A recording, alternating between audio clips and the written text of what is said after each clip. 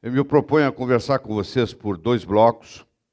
Nós vamos falar durante 50 e poucos minutos, vamos tomar um café, vamos voltar, vamos falar mais 50 e poucos minutos, está resolvido o problema. Sobre o lado amargo dos edulcorantes, dos adoçantes artificiais. É impressionante, porque se você conversar com um médico clássico, um endocrinologista, ele vai passar para o paciente diabético que ele tem que fazer uso de adoçante artificial, que ele não pode comer açúcar. E na hora que você vê o material aqui que está publicado, que não é pouco, você vai dizer assim, mas como é que isso é possível? Como é que um médico pode recomendar isso?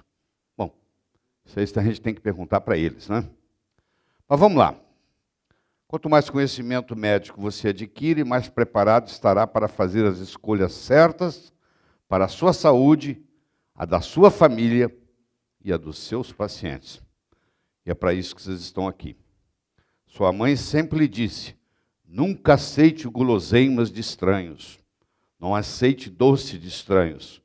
Isso aí tem uma verdade por trás disso aí, muito mais profunda do que simplesmente essas palavras expressam. E nós vamos ver no decorrer dessa apresentação.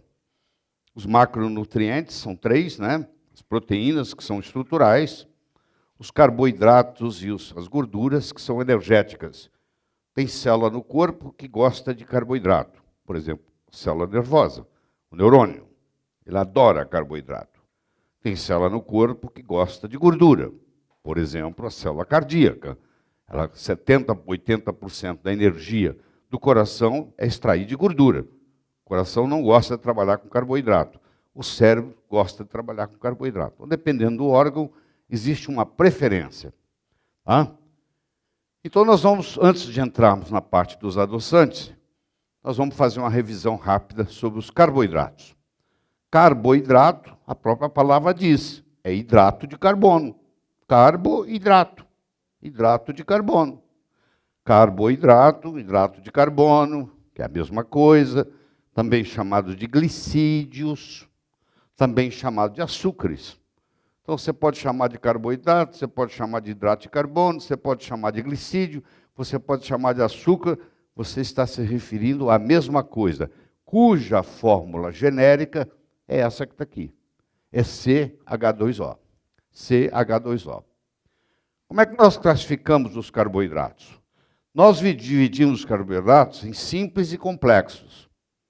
Os carboidratos simples, eles podem ser de uma unidade só, nós chamamos eles de monossacarídeos, ou eles podem ser de 2 unidades, nós chamamos eles de disacarídeos.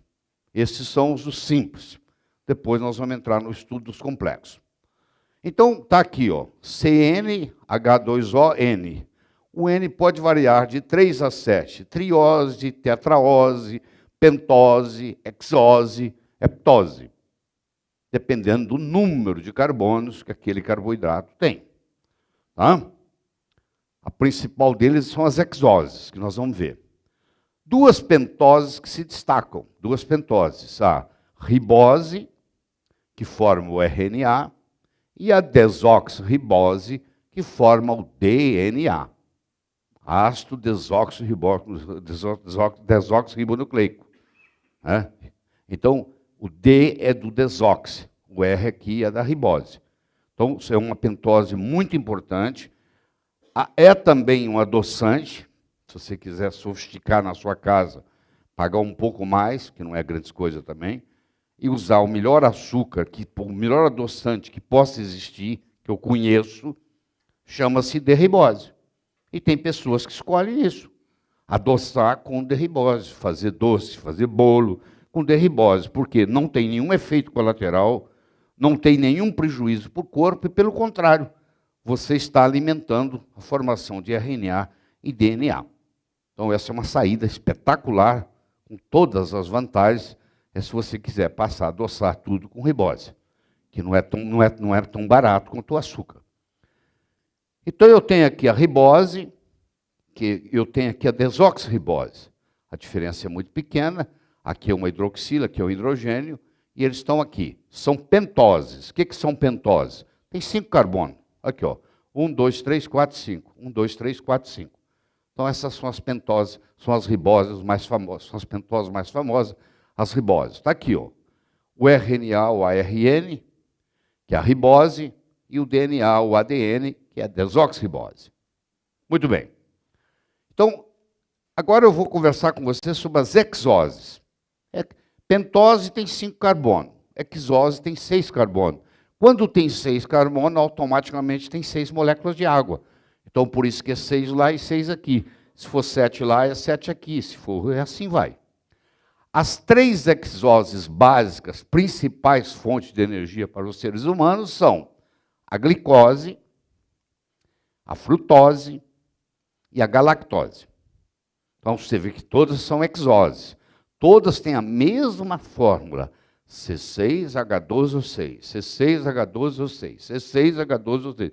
Eles só têm diferença isômera, são isômeros diferentes, mas com a mesma fórmula, com implicações totalmente diferentes. O efeito da glicose no corpo é um, da frutose é outro, da galactose é outro. A glicose, ela pode se juntar a ela mesma, fazer uma coisa chamada glicose, que tem um nome, chama maltose. Ela pode se juntar com a frutose, fazer uma coisa chamada glicose-frutose, que tem um nome, chama sacarose, ou açúcar de mesa. E a galactose, a glicose pode se juntar com a galactose. Quando a glicose se junta com a galactose, ela forma a lactose. A lactose é a fusão da glicose com a galactose.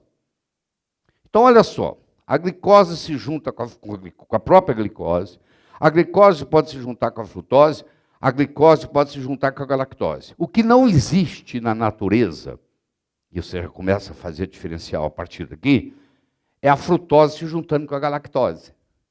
Mas você vai ver lá na frente que tem uma adoçante artificial, que eu não recomendo, que é justamente uma coisa que não existe na natureza, que é a fusão da frutose com a galactose. Nós vamos ver lá na frente. O adoçante, que é tão famoso, que é o que mais vendido nos Estados Unidos hoje, é uma conexão da frutose com a galactose. Mas nós vamos lá na frente ver como é que funciona isso. Então eu tenho aqui a glicose, que é uma aldose. O que é uma aldose aqui? Ela é uma aldose. Tá? Hidroxi, aqui, ó. CH. Eu tenho a frutose, que é uma cetose. Aqui, uma cetose. Aqui, ó. Ela termina numa cetose. E eu tenho a galactose, que também é aldose. Então, eu tenho 2 aldoses, tá? E tenho uma cetose. Tá? Então, você lembra, quando eu já dei aula disso, eu já expliquei para você, ó, frutose não é glicose. Frutose é um veneno fabricado pela natureza, que não tem nenhuma célula do corpo que queira, nem o cérebro quer, e ela vai para o fígado para ser metabolizada, com a formação de ácido úrico e uma série de consequências outras, e ela é metabolizada como se fosse uma gordura. Então, quando decidiram que a gente tinha que comer menos gordura, e passaram a comer mais açúcar, e como o açúcar tem frutose, na realidade nós continuamos comendo gordura, só que de uma forma diferente. Nós passamos a comer frutose, frutose é metabolizada como gordura, então não mudou nada, o perfil é o mesmo. As consequências são muito piores, por sinal. Porque a gordura em si, primeiro, o colesterol não é gordura. O colesterol é um álcool. Tudo que termina em ol é álcool. Colesterol é álcool. Xilitol é álcool. Então, é um álcool, primeiro. Segundo, o colesterol não é fabricado de gordura. O colesterol é formado de carboidratos. Então, uma série de erros que tem aí na medicina, mas isso é outra conversa. Qual a diferença estrutural da glicose para a frutose? Bom, a glicose é uma hexose, a frutose é uma hexose. Os dois têm 6 carbonos. A glicose é uma aldose, a frutose é uma cetose. Então, a diferença seria aldose para cetose. Isso faz toda a diferença no mundo. A glicose é um polihidroxialdeído, porque possui muitos radicais de hidroxila e um radical aldeído no final, lá na extremidade, que você viu. Então, é uma aldose. Enquanto que a frutose também é um C6H12O6, é um polihidroxicetona, porque possui muitos radicais de hidroxila e um radical cetona. Então, glicose é uma aldose, frutose é uma cetose. E isso vai fazer toda a diferença. Por enquanto, eu conversei com você de radicais de carboidratos, hidratos de carbono, açúcares, glicídios, simples, monossacarídeos. Quando eu junto os monossacarídeos, eu começo a fazer os disacarídeos. Então, eu, por exemplo, se eu pegar a glicose, ou também tem o nome de dextrose, é outro modo de você ver na literatura. Tem livros mais antigos que chamam a glicose de dextrose. É a mesma coisa. Quando eu junto uma glicose com uma glicose, eu faço uma coisa chamada maltose. Se eu quebrar a maltose, eu quebro a maltose em glicose mais glicose. Se eu somar uma glicose com a outra, eu faço uma maltose. Se eu continuar crescendo o polímero, eu vou formar uma coisa chamada amido. Amido é o modo vegetal de armazenar glicose. O modo animal de armazenar glicose chama-se glicogênio. Se eu estou num animal, isso aqui vai juntando, forma glicogênio. Se eu estou num vegetal, isso vai juntando e forma um amido. Então, geralmente, quando eu falo de maltose, eu estou me referindo à alimentação, de grãos, etc. e tal. A conversa que vem por trás é amido. Quando eu junto a glicose com a frutose, eu faço a sacarose, que é o açúcar de mesa, o famoso açúcar de mesa. E quando eu junto a glicose com a galactose, aqui o açúcar de mesa, quando eu junto a glicose com a galactose, eu faço a lactose. O que é a lactose? A lactose é um carboidrato simples, disacarídeo, formado pela combinação de uma glicose com uma galactose, que é quebrado por uma enzima chamada lactase. Então, o açúcar do leite se chama lactose. É a combinação da glicose com a galactose. Para o açúcar do leite ser digerido, ele precisa ser quebrado em glicose e galactose. Quem faz isso é a lactase. E a lactase para de ser fabricado por volta dos 4, 5 anos de idade. Então, por 4, 5 anos de idade, a criança começa a parar de fabricar lactase. A maioria, grande maioria dos adultos não fabrica lactase. Ou fabrica muito pouco. Então, a maioria tem intolerância à lactose. Não é alergia à lactose, não é sensibilidade à lactose, é intolerância. Como você sabe, intolerância é diferente. Isso já foi até pergunta de prova. Intolerância é um fenômeno enzimático, enquanto que a alergia é um fenômeno imunológico. Muito bem. Então, a sacarose mais água, se eu hidrolisar a sacarose com a sua enzima específica, eu transformo ela em glicose e frutose, 50 a 50, 50%. Se eu transformar com a maltose, com a sua enzima específica, eu transformo em glicose e glicose, 50%. E se eu pegar a lactose, quebrar com a lactase, eu quebro glicose mais galactose, 50%. Muito bem, então está aqui a sacarose, a lactose e a maltose. São os 3 disacarídeos que eu estou apresentando para você nesse momento. A sacarose é a glicose mais a frutose, a lactose é a glicose mais a galactose, a maltose é a glicose mais a glicose. De onde é que eu tiro isso? A sacarose eu posso tirar da cana de açúcar ou da beterraba. É mais complicado tirar da beterraba do que da cana de açúcar. Mas as duas são fontes de sacarose. Dependendo do país, dependendo da região, usa-se beterraba e dependendo do país, dependendo da região, usa-se a cana de açúcar. De onde que eu tiro a lactose? A lactose vem do leite. E de onde que eu tiro a maltose? Eu tiro dos cereais, porque ela está armazenada na forma de amido. Eu ingiro o amido, que ele é quebrado enzimaticamente em maltose, essa maltose é quebrada enzimaticamente em glicose mais glicose. Então, esse é o quadro disacarídico. A produção de lactase diminui com a idade. Geralmente começa a diminuir aos 5 anos de idade, atinge um ponto crítico aos 9, e daí para frente vai diminuindo cada vez mais. Ou seja, quanto mais velho o indivíduo for, maior a sua intolerância ao leite. Isso é escrito no mundo inteiro. Tá bom? Então eu tenho aqui, a sucrose em inglês, que é sacarose em português, que é uma hexose mais outra hexose. É uma glicose, que é uma aldose, e uma frutose, que é uma cetose. Quando eu junto 50% de glicose mais 50% de frutose, eu faço a sucrose, em inglês, sacarose, em português. Então está aí a glicose, está aí a frutose, que também recebe o nome de levulose. Então você vai ver literatura onde o livro se refere à levulose. Você vai falar assim, mas que açúcar é esse? É nada mais, nada menos do que a frutose. Assim como a glicose tem o nome de dextrose, a frutose tem o nome de levulose. Uma é dextrose, a outra é levulose. Ficou fácil de guardar. Muito bem. Então, mais uma vez, aqui eu tenho uma aldose, aqui eu tenho uma cetose, eu junto as duas e faço uma coisa chamada sacarose.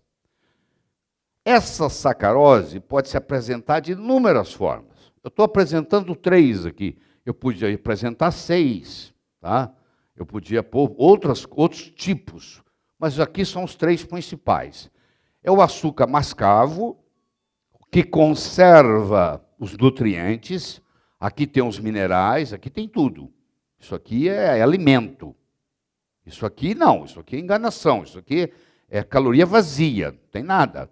Isso é caloria vazia. Isso aqui não, isso aqui tem minerais, isso aqui está cheio de nutrientes, rico em nutrientes.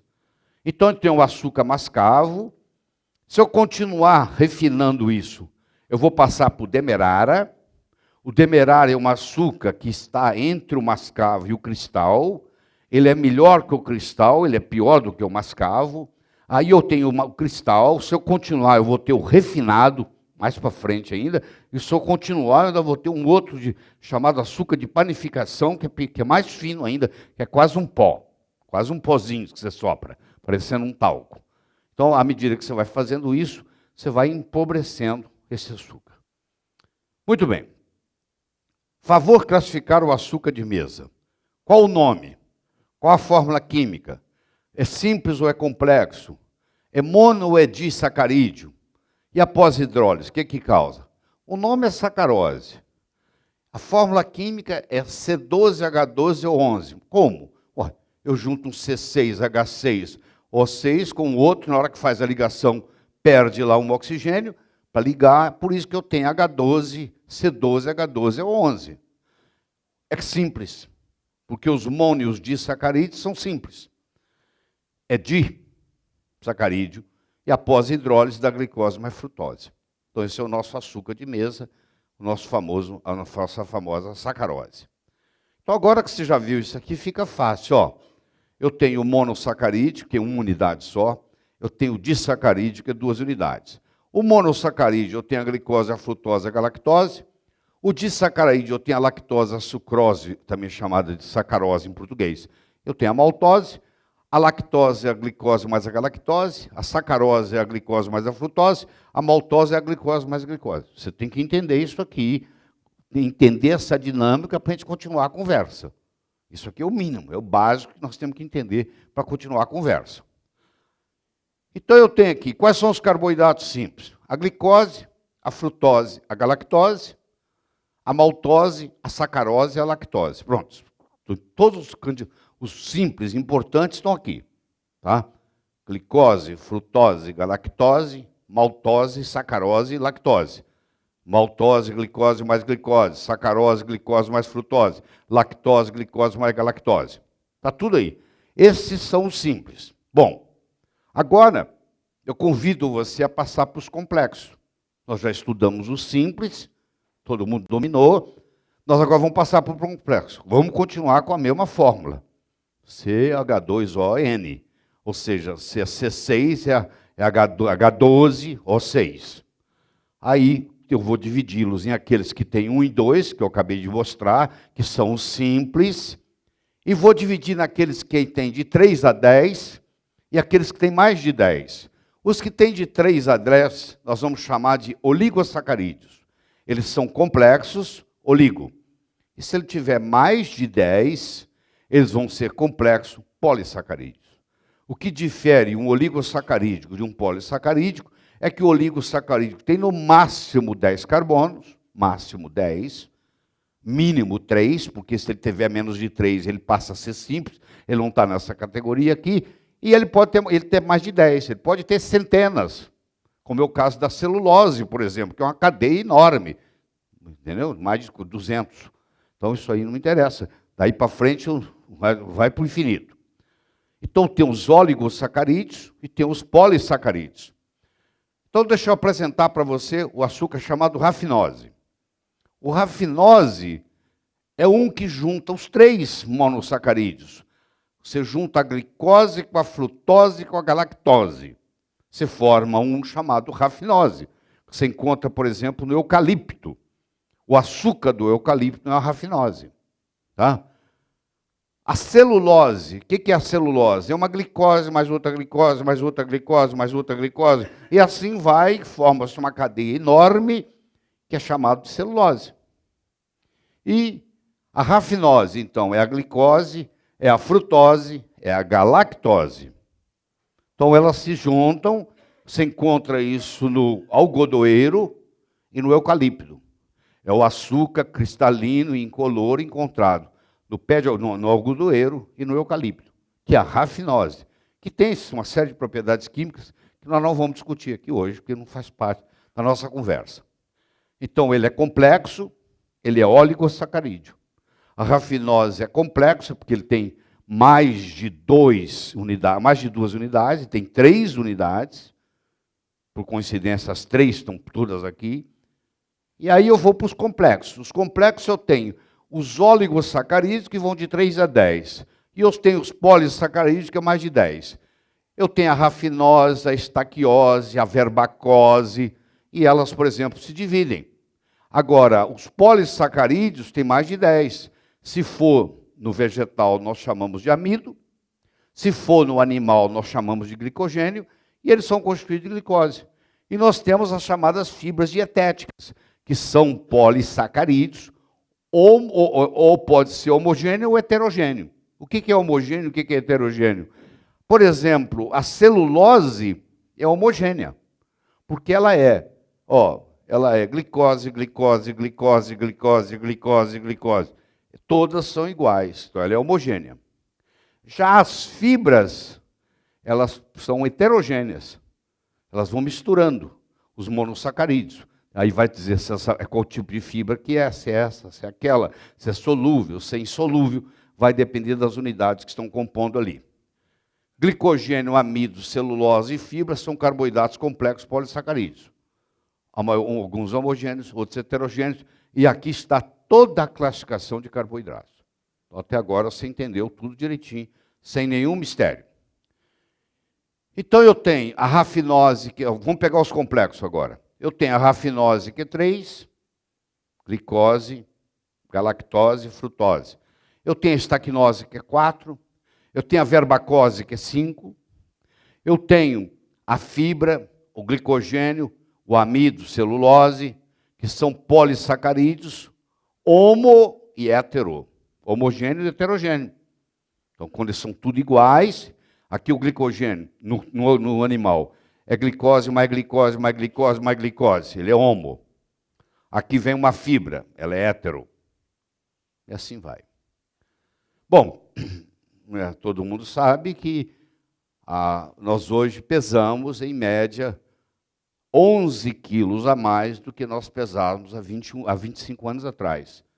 Se você pegar um americano hoje, com 1,80 m, 26 anos, e pegar um americano com 1,80 m, 26 anos, há 25 anos atrás, o de hoje pesa 11 quilos a mais.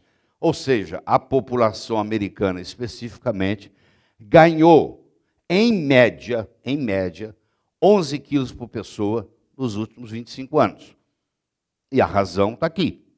É a glicose, é o açúcar, não é especificamente a glicose. É muito mais a frutose do que a glicose, mas é o açúcar. Por quê? Porque foi descoberto lá atrás, erradamente, de que a gente tinha que comer menos gordura, o que é mentira, mas tudo bem, é assim que eles acreditam. E aí passamos a comer mais, parar de comer gordura. Quando você tira a gordura da comida, a comida fica sem gosto, o macete é acrescentar açúcar, então eles substituíram a gordura pelo açúcar. O açúcar entrou, engordou. O açúcar entrou, aumentou o colesterol. Não adiantou nada. Continuou o colesterol alto, continua aí a pessoa. Nós entramos numa epidemia de gordura. Tá?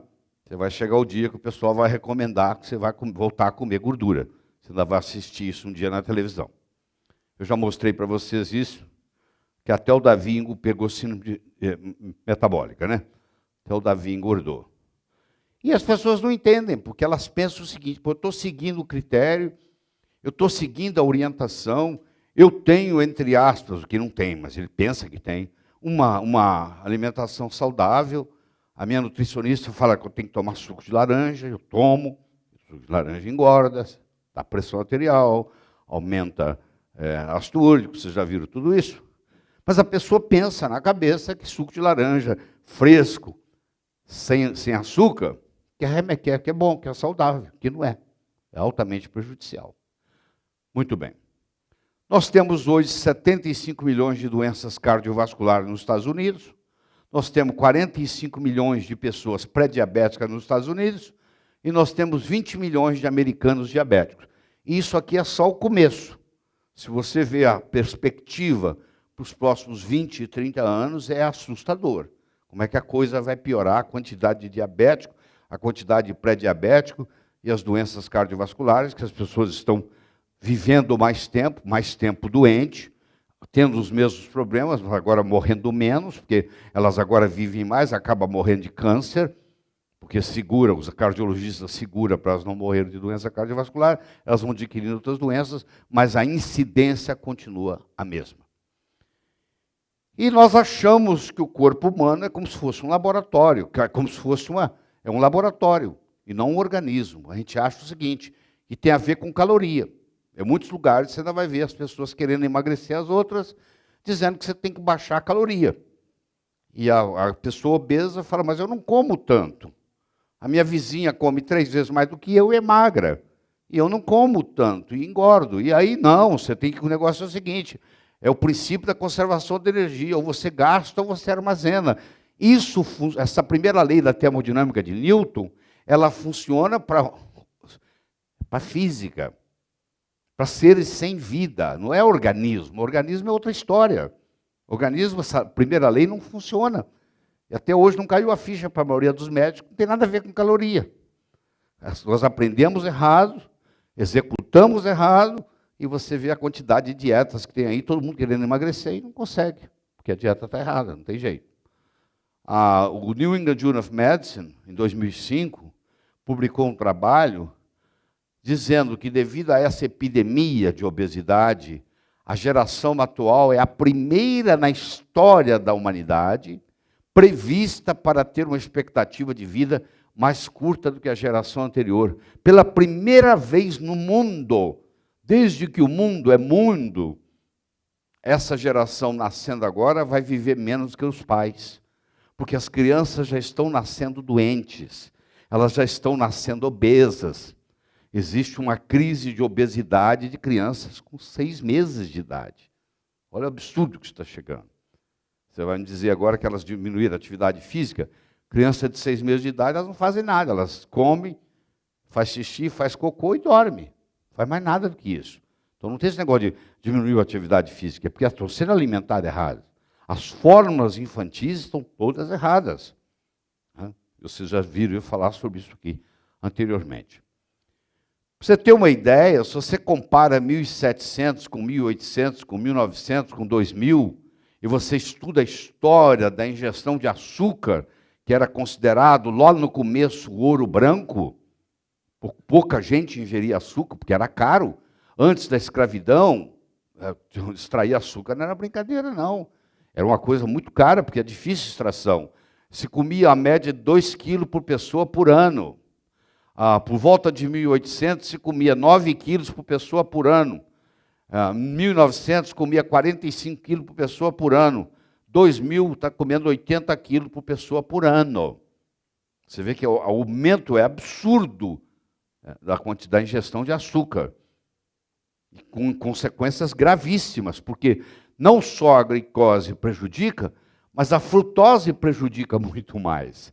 A doença que mais cresce no mundo hoje é esteatose hepática não alcoólica.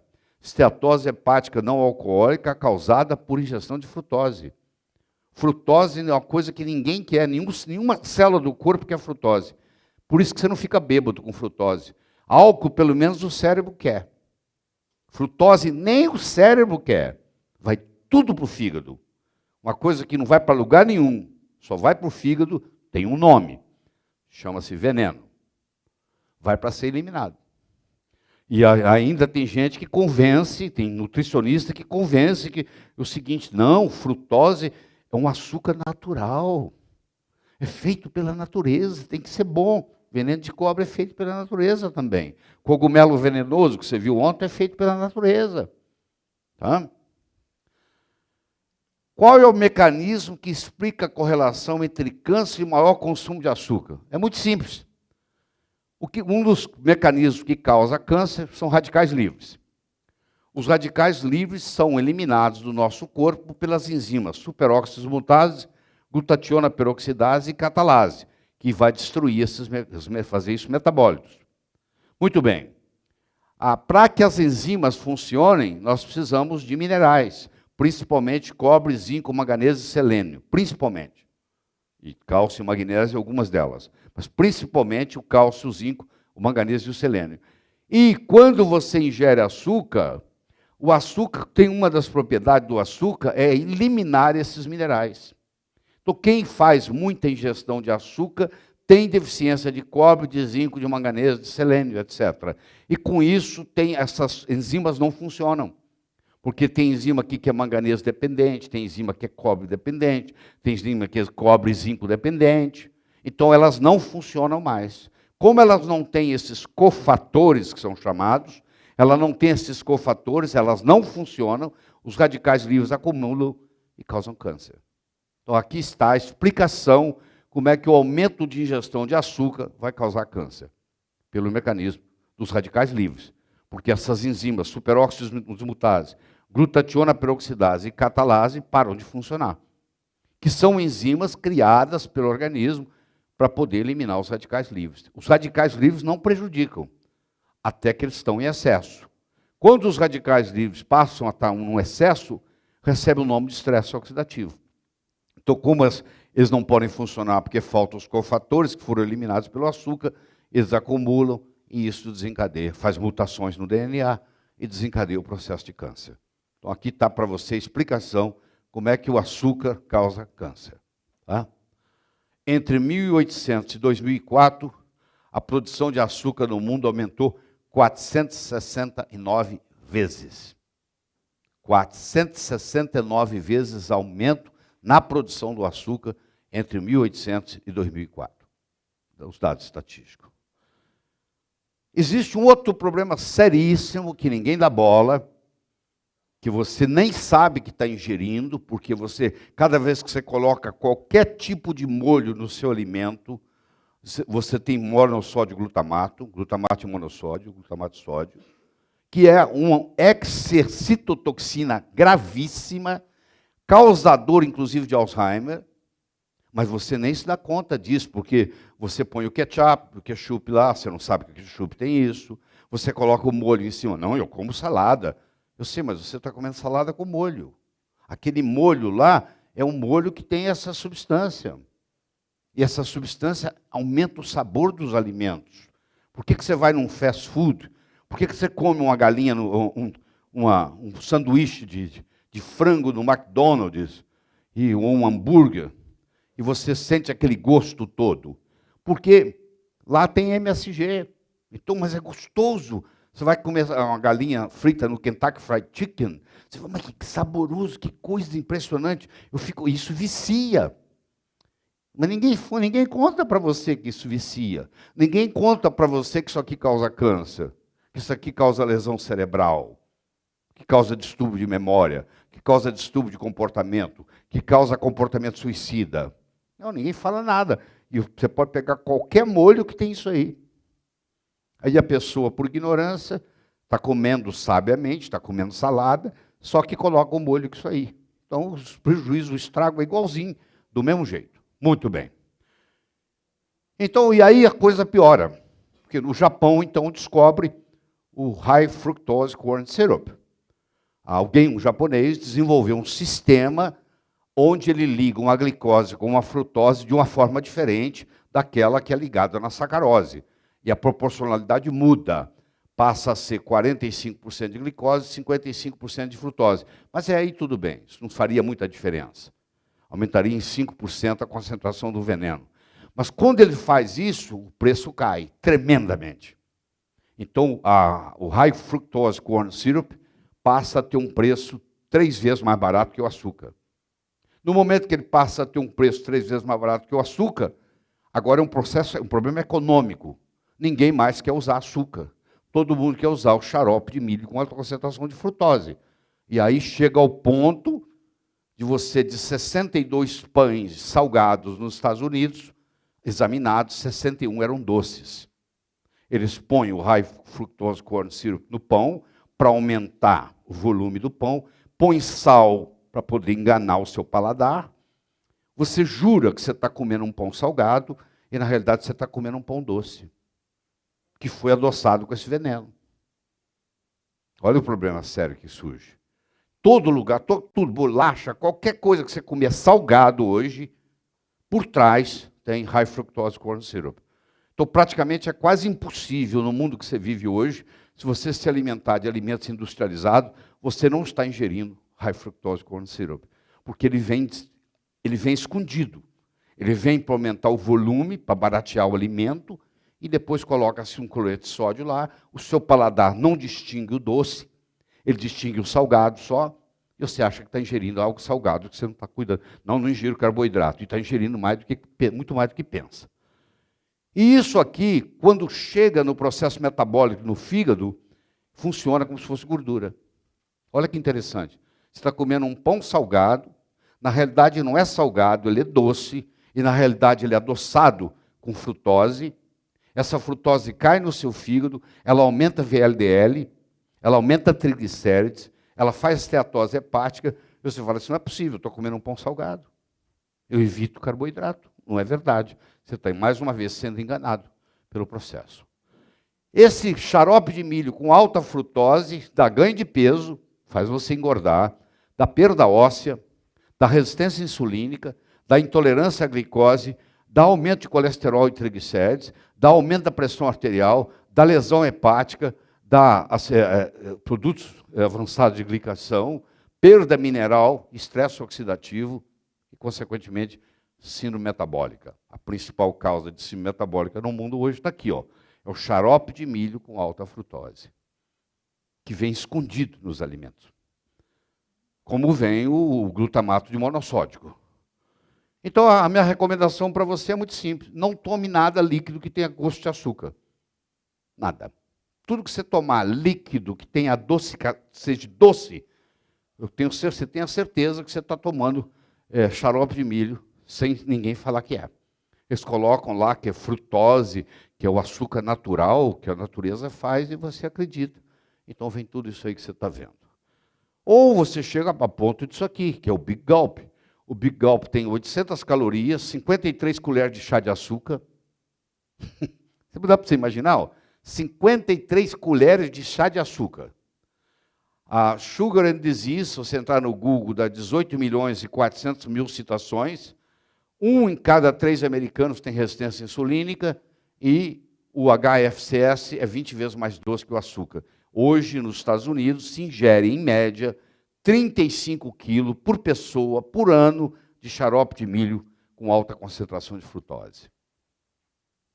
Sem o pessoal saber que está fazendo isso, está comendo pão salgado. Está comendo a maionese, que tem. Mas a maionese é salgada, né? Mas é porque eles puseram sal. Eles aumentaram o volume dela com isso. E por isso que você pode vender isso extremamente barato. Isso aqui não custa quase nada. Por quê? Isso é barato. Esse é o grande problema. O problema não é, o problema é econômico. É tão barato que agora você pode comer à vontade, ingerir à vontade.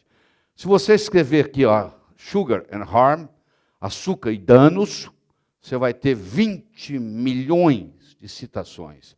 Se você for ver, o açúcar causa, entre outras coisas, perda de minerais, distúrbio hormonal, alergia alimentar, deprime o sistema imune, doenças crônicas todas relacionadas, câncer, que nós já citamos lá atrás. Isso aqui é algumas das coisas só para isso acontecer. A Elizabeth I, todas as fotos, todas as pinturas dela, nunca, porque ela naquela época não tinha foto, ela morreu em 1603, a Elizabeth I nunca foi vista com a boca aberta. Porque ela era viciada em açúcar, ela comia açúcar o dia inteiro e ela tinha os dentes todos estragados. Então ela não podia sorrir. Porque se ela sorrisse, ela mostrava que os dentes estavam estragados. Então você vai ver tudo que você vê da Elizabeth I, ela está com a boca fechada, porque ela era viciada em açúcar. Tá? E açúcar começou na época dela, até então não tinha. Foi por volta de 1500 e pouco que isso foi levado para a Europa, foi levado para a Inglaterra. Bom, já que o açúcar faz tão mal, né, vamos arrumar algumas alternativas, né? A gente não precisa mais comer açúcar. Agora a gente pode usar adoçantes artificiais, né? Não foi assim que a gente começou a pensar nisso? Não é assim que se acreditou durante muito tempo? A gente arruma produtos químicos que vão dar esse sabor de açúcar, né? E vamos ver o que dá. O melhor livro que tem na literatura é o Dr. Joseph Mercola contratou 11 pesquisadores, que ele não tem tempo para fazer isso, ele é mais ocupado do que isso. Ele pegou 11 pesquisadores, ele me contou isso, ele contratou 11 indivíduos para trabalhar no livro. E entregaram o livro para ele pronto, com toda a pesquisa feita. Ele só deu os toques. E aqui tem 524 referências científicas sobre os adoçantes artificiais que nós vamos começar a conversar a partir de agora. Tá?